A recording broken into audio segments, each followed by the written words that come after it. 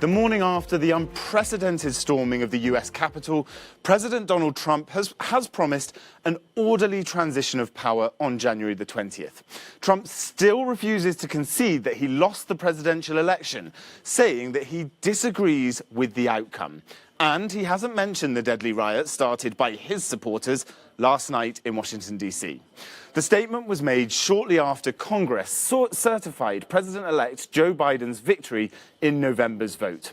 Presumptive Senate Majority Leader Chuck Schumer has called on Vice President Mike Pence to invoke the 25th Amendment and remove Trump from office. Following Wednesday's violent scenes at the Capitol, where 4 people died, Republicans have distanced themselves from Trump's election fight en masse. Now we gather due to a selfish man's injured pride and the outrage of supporters who he has deliberately misinformed for the past 2 months and stirred to action this very morning. What happened here today was an insurrection incited by the President of the United States. Those who choose to continue to support his dangerous gambit by objecting to the results of a legitimate democratic election will forever be seen as being complicit in an unprecedented attack against our democracy. Big statements from Senate Republicans. We have our reporter Ray Suarez standing by for us in Washington, D.C. with the latest. Ray, this has been a damaging week for Republicans, no question. How have Trump's allies been reacting to the events of last night? Some have gone to ground, Jack. Some are very quiet today.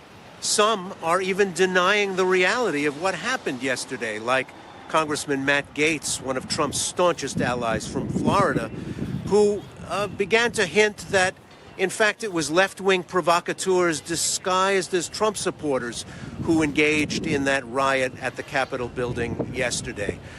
There are big names in the Republican Party, like former Secretary of State Colin Powell, who have called yesterday's events a disgrace. And now, like Representative Adam Kinzinger, a Republican of Illinois, some are starting to talk about removing the president from office in advance of the expiration of his term in less than 2 weeks.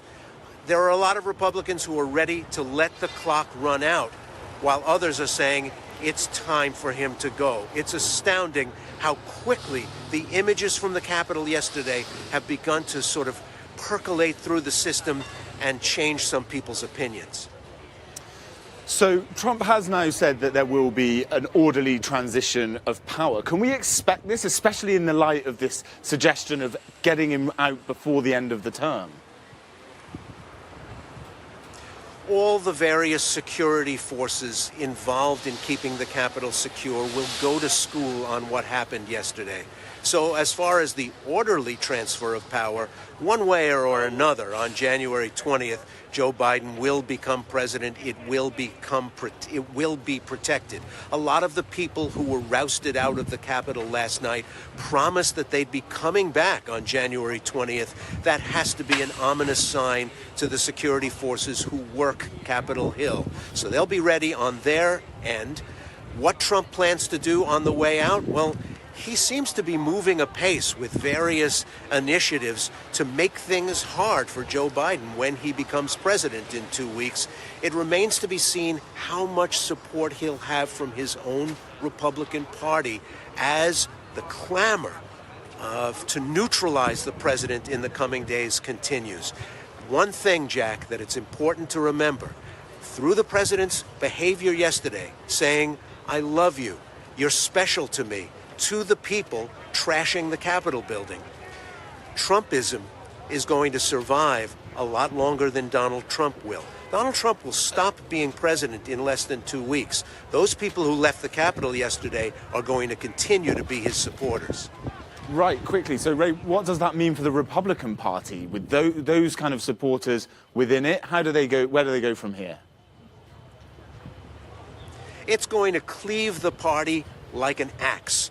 It will separate two forces, those who want to quickly see Trump and the Trump term in the rearview mirror, and those who continue to support the president, like the ones we saw overnight here in this Capitol building, continue to try to negate the results of last November's election.